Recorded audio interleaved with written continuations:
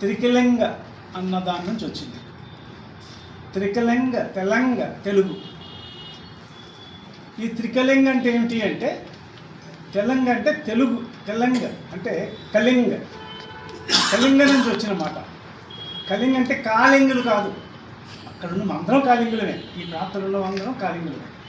మహానది నుంచి గోదావరి వరకు ఉన్నదంత ప్రాంతం అంతా కళింగ. ఏమిటి కళింగ అంటే అర్థం? ఒడ్లు తినేవాళ్ళు, బియ్యం తినేవాళ్ళని కళింగులు అనేవాళ్ళు, లేకపోతే నూలు వస్త్రాలు వేసేవాళ్ళని కళింగులు అనేవాళ్ళు. ఇదంతా జరిగిన తర్వాత చరిత్రలోకి మన అల్లద్దు. చరిత్ర చాలా విషయాలు ఉన్నాయి, పుస్తకాలు ఉన్నాయి, రాసుకున్నాము, అన్నీ ఉన్నాయి. ఇప్పుడు జరుగుతున్నటువంటి మా మిత్రులు డాక్టర్ శ్రీనివాస్ గారు చెప్పినట్లు అసలు ఈ కళింగ ఆంధ్ర ఎక్కడికి ఉంది, ఎక్కడి నుంచి అయింది? గతంలో మద్రాసు రాష్ట్రంలో విశాఖపట్నం గంజాం జిల్లాలని ఉండేవి. గంజాం జిల్లాలంటే ఖుర్దా రోడ్డు వరకు, ఇంచుమించు భువనేశ్వర్ వరకు ఉన్నటువంటి ప్రాంతం. ఈ ప్రాంతం అంటే గంజాము, అప్పుడు శ్రీకాకుళం లేదు, గంజాం విజయనగరం కూడా లేదు, విశాఖపట్నం జిల్లాలో. గంజాం విశాఖపట్నం జిల్లాలే అసలైన కళింగ. అది ఏం జరిగింది అంటే రెండు రాష్ట్రాలుగా విడిపోయాయి. అంటే రెండో రౌండ్ టేబుల్ కాన్ఫరెన్స్కి పర్లాకిన్ రాజా వెళ్ళిన తర్వాత రెండు రాష్ట్రాలుగా విడిపోయాయి.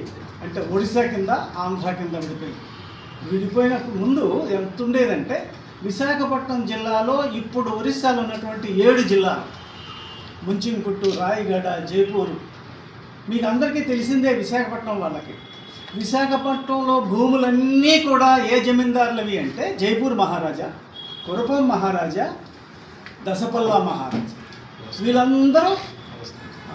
వీళ్ళందరూ కూడా ఈ కళింగ ప్రాంతానికి చెందినటువంటి వాళ్ళకి. ఇప్పటికీ వాళ్ళకి ఆస్తులు ఉన్నాయి. కానీ ఏం జరిగిందంటే, ఇక్కడి నుంచి వెళ్ళిపోయినటువంటి ఒరిస్సాలో తెలుగు వాళ్ళు ఎప్పటికీ ఉన్నారు, తెలుగు స్కూళ్ళు ఉన్నాయి.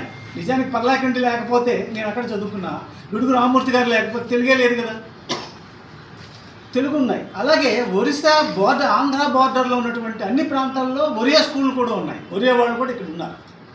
వీళ్ళందరూ కలిసి కళింగాంధ్రులుగా పిలిచేవాళ్ళు ఒకప్పుడు.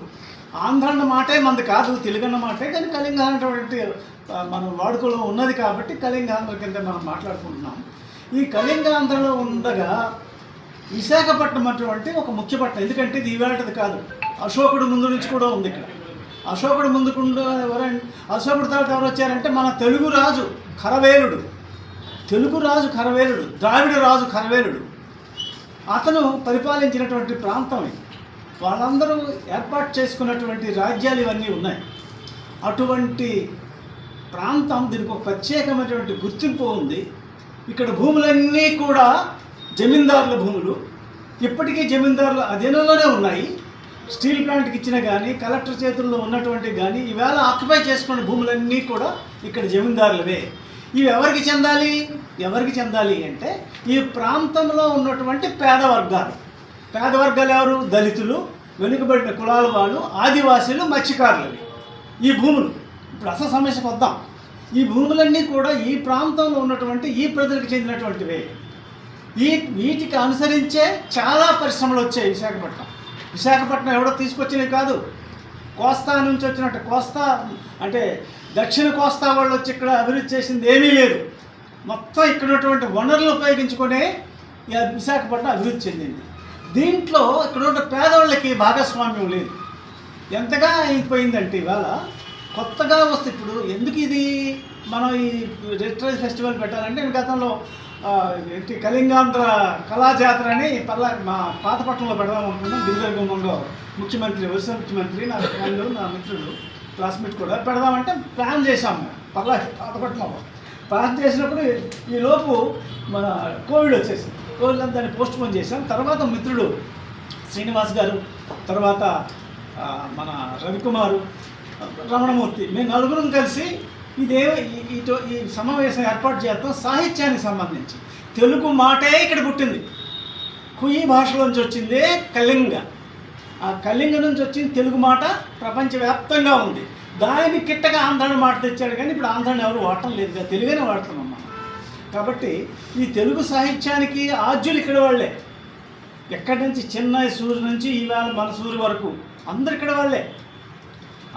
గిడుగు రామ్మూర్తే కాదు, ఇంకోటి ఏంటంటే అది రేపు అదే ప్రస్తావించబోతున్నాం. కరెక్ట్గా 100 ఏళ్ల క్రితం 1926లో ముఖలింగంలో గంజాంకి, అది గంజాం జిల్లాలో ఉండేది ముఖలింగం, విశాఖపట్నం జిల్లాకు చెందినటువంటి ఒక పెద్ద సభలు జరిగాయి అక్కడ 1926లో.